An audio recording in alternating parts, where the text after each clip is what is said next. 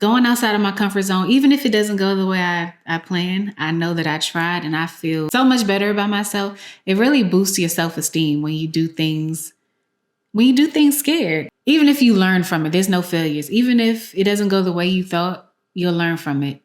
Even if it goes that way, I feel super confident. Like I did that. I tried that. Now I know which way to go this time. And we're going to try it again a different way. But I just love how I feel about myself after I really get into the arena and do what I've been saying I wanted to do.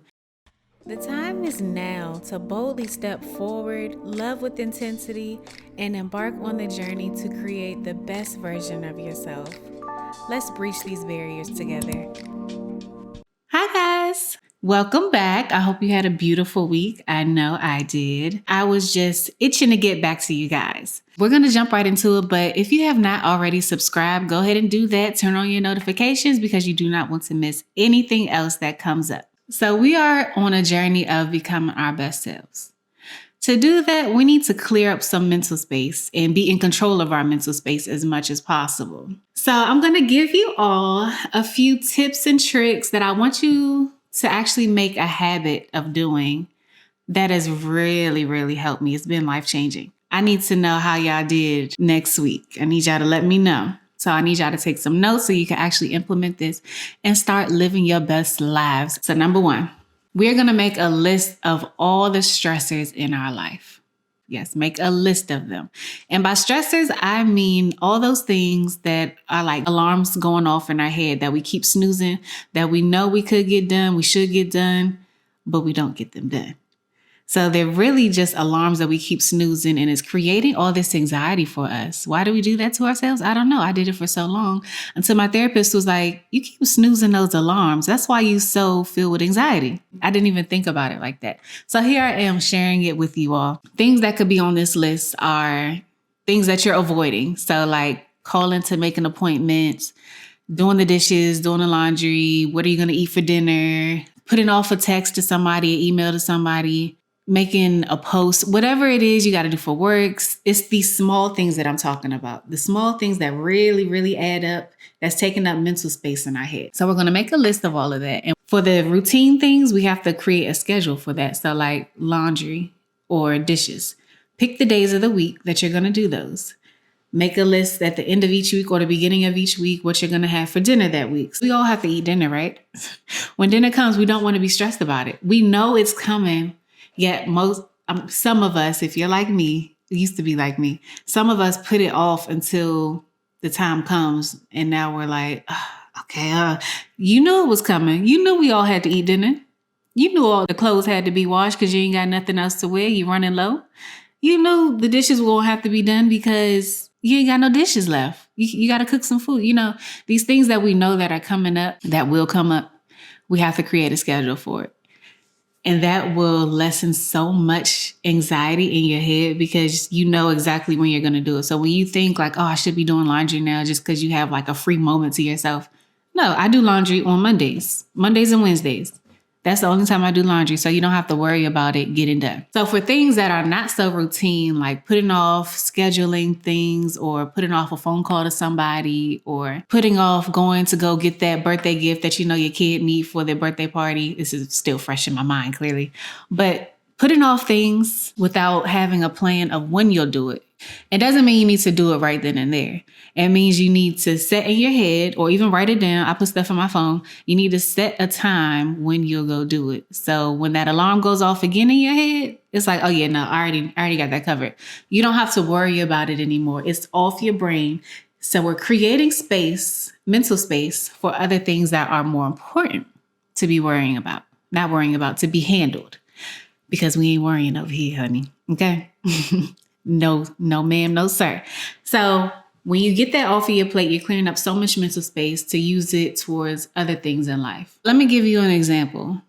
I was complaining that the house was junky at one point. For me to mentally be okay, to move forward, I need the house clean. So what did I do? I invested in getting the house clean because I had no energy to do it. And I felt like it was clouding so much of my mental space. And it was really bringing down my physical being. Like I was unmotivated to do anything. And it kind of clutter weighs you down, whether you know it or not. So having a clean slate to actually focus on work and not worry about trying to clean up through in between each task of working, it really cleared up a lot of mental space. Another thing, when my car is junky, and I always say, oh, I got to clean my car, I got to clean my car. Let me tell you something. Those kids are disrespectful to my car, okay? I don't know what it is, but my car is 90% of the time looking crazy. So it got to me, it was probably the same time that the house was junky and my car was junky, but it started to cloud my mental space as well. So what did I do? I invested in getting it clean. I went to the car wash. I took out all of my stuff. I set aside a time instead of going back to my car each time and dreading sitting in the junk. I set a time aside in my head. I said, okay, Thursday at this time, I have a break in my schedule. I'm going to go clean my car. So I went outside, cleaned the car, and then took it to a car wash. Got it vacuumed out and everything. And it cleared so much mental space. And I just feel so so much at peace when I'm in my car now. So now I have a rule. If I'm about to snooze an alarm on something, I think, can I get this done within 2 to 3 minutes? If I can, if you could do that, do not put it on your to-do list. I'm not putting it on my list. I'm no longer putting stuff like that on my list because I will put off texting people and I'll go and pin it to the top. It creates anxiety when I open up my messages. If you can send a text within 2 to 3 minutes and you have the capacity to, just send it. Don't put it on your to-do list. Do not stress yourself out. Number 2, something else that has really helped me take control of my mental space is when I wake up in the morning, I write down what I'm grateful for. Before I get out the bed, write down what you're grateful for. Now, this may seem like a trivial thing to do. I could just think about the things I'm grateful for. I'm super grateful about stuff. Why do I need to write it down, right? I used to think like that too, because I'm like, it's another task that I don't want to do or don't want to focus on. But really taking that time in the morning before I even get out the bed sometimes. I'm a person that likes to write stuff down personally, but if you want to type it in your phone, put it in your notes app, type it in the email, however you want to do it. But writing down what I'm grateful for, it really sets my mind in a positive way in the morning. It's training myself to only think about the good things that are happening in my life. As soon as you wake up, you want to write down what it is you're grateful for. And we're grateful for shelter, family, our health, but I really, really want y'all to go into detail. So when I write what I'm grateful for, I'm writing down, I'm grateful for my cozy cold sheets because I love to sleep on some cold sheets. I'm grateful that the temperature was just exquisite last night. I'm grateful that none of my kids woke up last night. I'm grateful that I have flowers in my house. I'm grateful that I get to listen to music in the morning because I know there's some people that don't get to do that. Music makes me feel good. I'm grateful that I'm able to move my body in a way that will allow me to build muscle and to move freely. Or I'm grateful that I'm not craving sweets anymore like I was last week because I'm trying to wean myself off. I'm grateful that I've worked out 3 times this week. Just really everything that comes to mind. And your list will change each day, each week, each month, because there's going to be certain things that's happening in your life. When I'm going through something, I'm really pulling to try to find something to be grateful for. And it's really good because you'll find there's always not just something, but there's always a lot to be grateful for. It could be worse.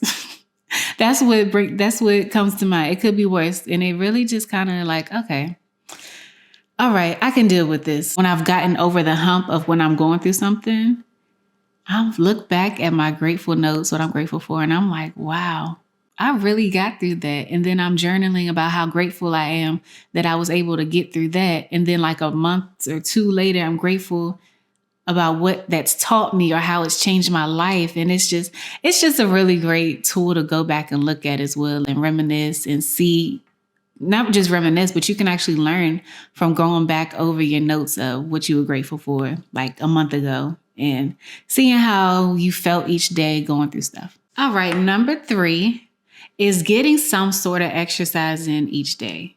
Moving your body. If you get at least 10 minutes in, that's good, but I would say 30 minutes. My goal is always 30 minutes to an hour. each day. Move your body. It doesn't mean you have to be lifting weights or, doing push-ups all day, but you could do a dance like a Zumba, pull up something on YouTube for free. What I do is do in-home workouts, a website called Queen Warriors. And I will also link that down below for you all because I absolutely love Queen Warriors. I made it a goal to do 3 intense workouts. And my goal is to do 2 miles each day. I'm still trying to get that in each and every day, yes. But when I get those days in consistently now, oof, your girl be feeling good. This is something that's scientifically proven to improve your brain and your mood. It might feel like a chore. Most of the time it'll feel like a chore, but the hardest part is really starting. Like getting your workout clothes on and getting down, whether you're going on a treadmill, going on a walk outside, starting up a video. The prep, setting up, once you've put one foot in front of the other, it's good. You're good. So just try to get past not being motivated. You're not going to always be motivated. You just got to do it. Nothing to it but to do it. Seems so simple, but it's not. Literally, you just got to drag yourself out of bed and be like, nothing to it but to do it. And just do it. Just start. The hardest part is starting. So this brings me to number 4, which is creating a morning routine. I know we hear it all the time. I was so tired of hearing it, and I just finally gave in because I'm like, something has to change. Creating a morning routine. Let me tell you something. Getting up before your household is the secret sauce, y'all. Let me say that again. Getting up in the morning before your household is the secret sauce. Who would have known? Before you put on your hat of being mother, wife, girlfriend, employee, CEO, before you put those hats on to be whoever you need to be on this earth, I need you first. When you put your feet on that floor, when you get out your bed, it needs to be about you first. Don't make it about anybody else. This means you need to get up before your household because it's something about pouring into yourself before pouring into other people that it sets your day. So I started my morning routine at the beginning of this year, actually. So I haven't been doing it for too long, but doing it for it wasn't even a week. Doing it for a few days, I felt changed in a great way.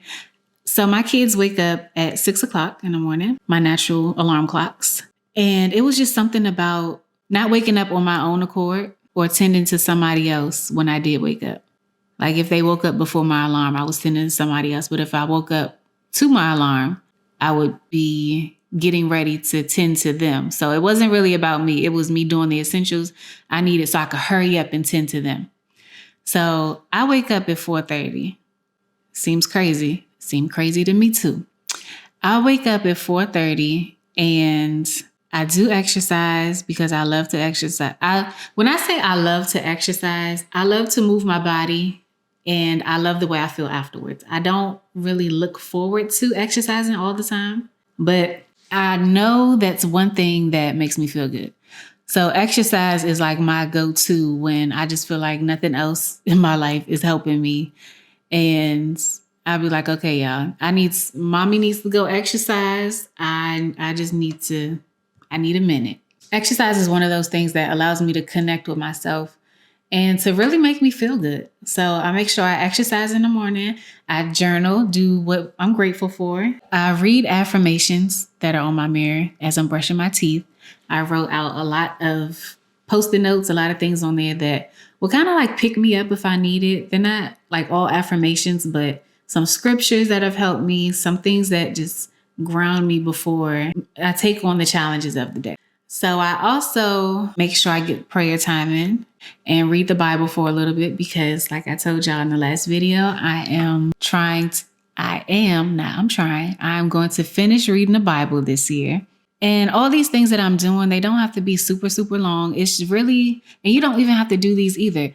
What I want you to do in the morning is connect with you first. You don't have to do anything in the morning, but you do need to get out the bed because you'll probably be prone to scrolling or falling back asleep.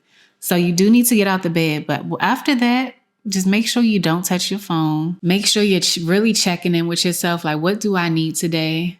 Making sure, you're fulfilling your needs before you try to fulfill anyone else's needs. Really check in. Like, what do I need more of? What do I need less of?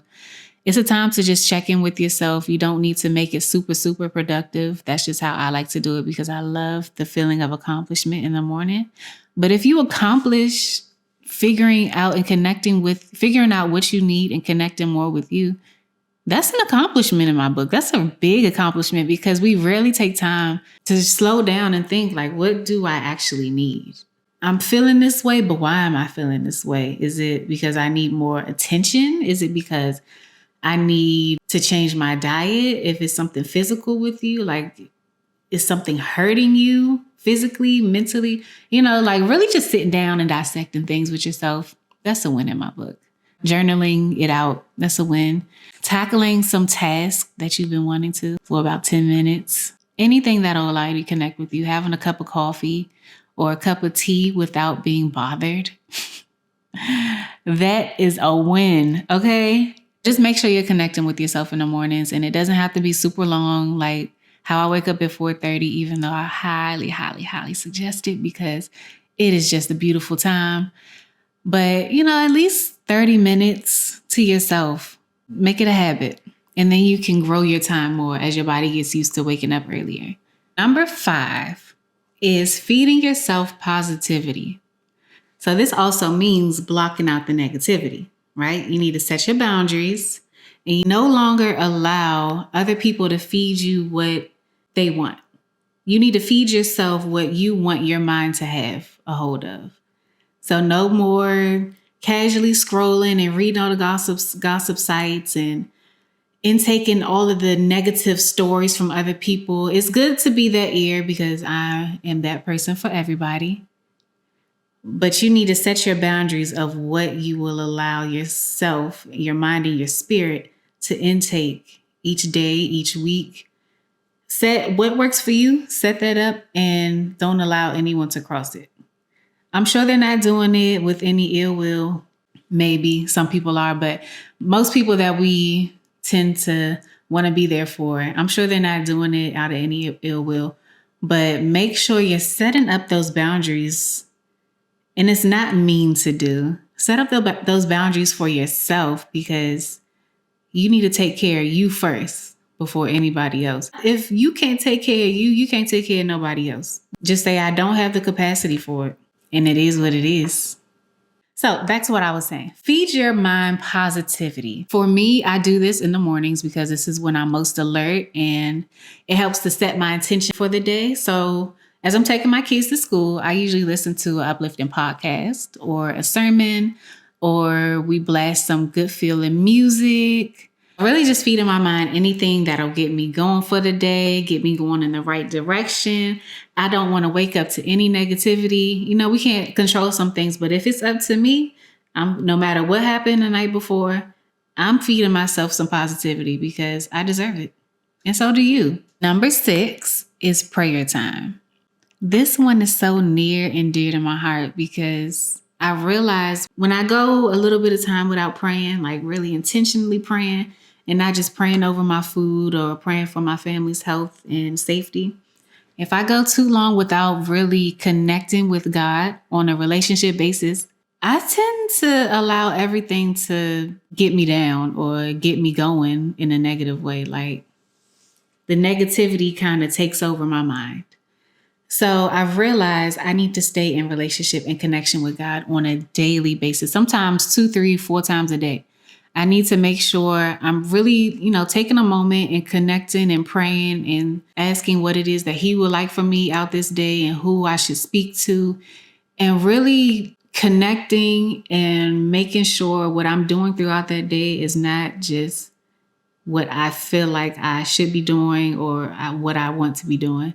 I really want it to be God. Like even before recording this, I said, God, if it's not you in it, I don't want it. I don't want it. So I really just need you to be here with me.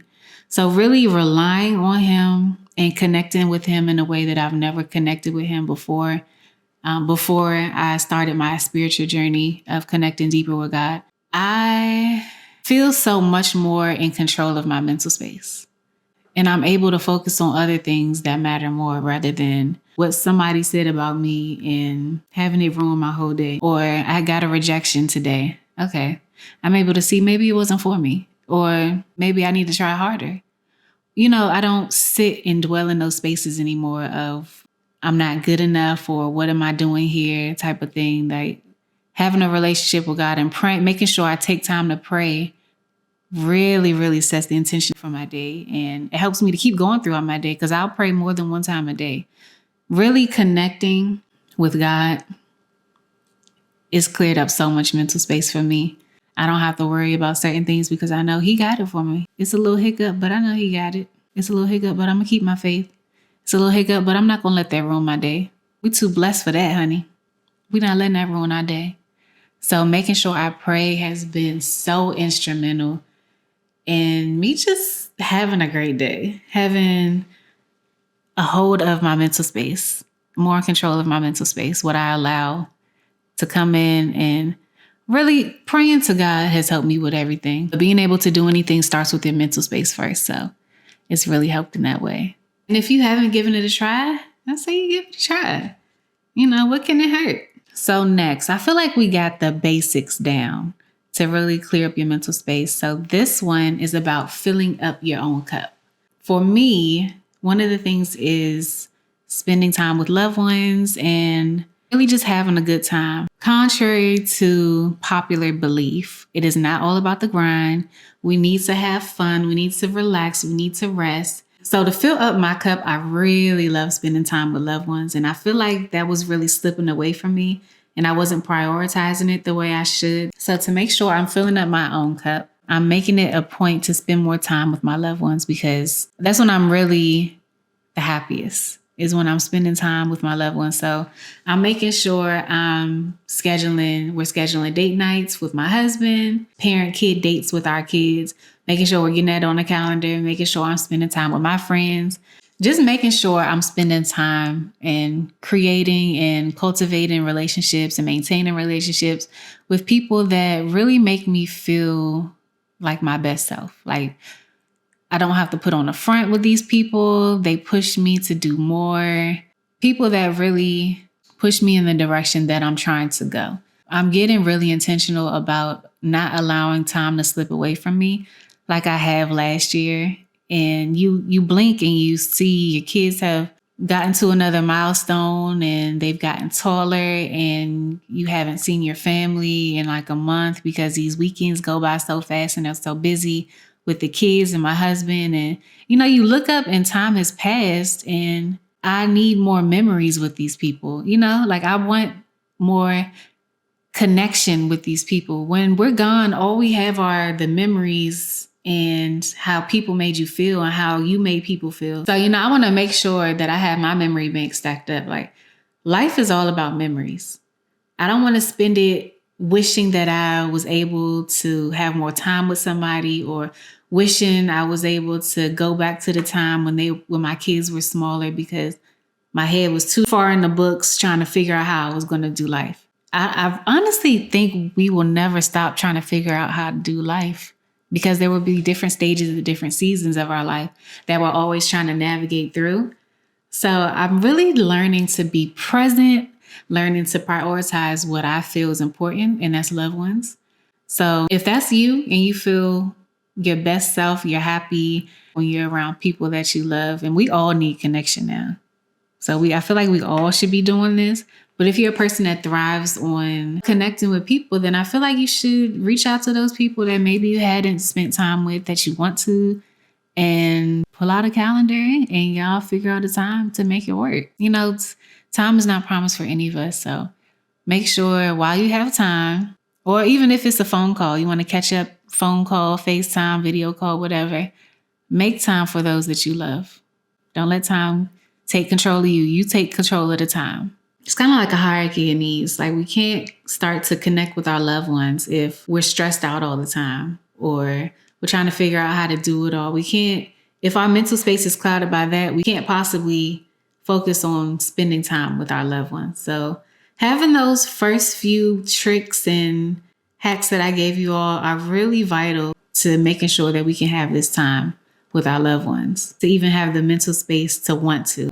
So clearing up all that stuff will definitely be vital in getting to the next step of filling up our own cup. This brings me to my last point, and I feel like it's one of the most vital ones. Letting go of fear and just doing. This goes back to saying yes. Doing what I want that I know God has put on my heart instead of watching other people do it, like on social media or even people around me, watching people do it and thinking I can't also be in the arena. Doing things scared has helped me feel so much more fulfilled than staying in my comfort zone. Going outside of my comfort zone, even if it doesn't go the way I plan, I know that I tried and I feel so much better about myself. It really boosts your self-esteem when you do things scared, even if you fail at it, which is even if you learn from it, there's no failures. Even if it doesn't go the way you thought, you'll learn from it. Even if it goes that way, I feel super confident. Like I did that. I tried that. Now I know which way to go this time. And we're going to try it again a different way. But I just love how I feel about myself after I really get into the arena and do what I've been saying I wanted to do rather than, sitting on the sidelines. I wholeheartedly believe that I'm able to do anything that is put on my heart because I know God does not put anything in me that I cannot accomplish. I may have to grow to get there, but I know I can accomplish it. I know I can do anything. And this is something so new for me. Like even doing this, even talking to you all, I know if I put my mind to it, I can do anything. I'm doing it even with the nerves and feeling unsure. Like I know I can do anything with God, consistency, courage, and discipline, and all these things that I just named, resiliency, all these things I have to pray for because no, I'm not just built that way.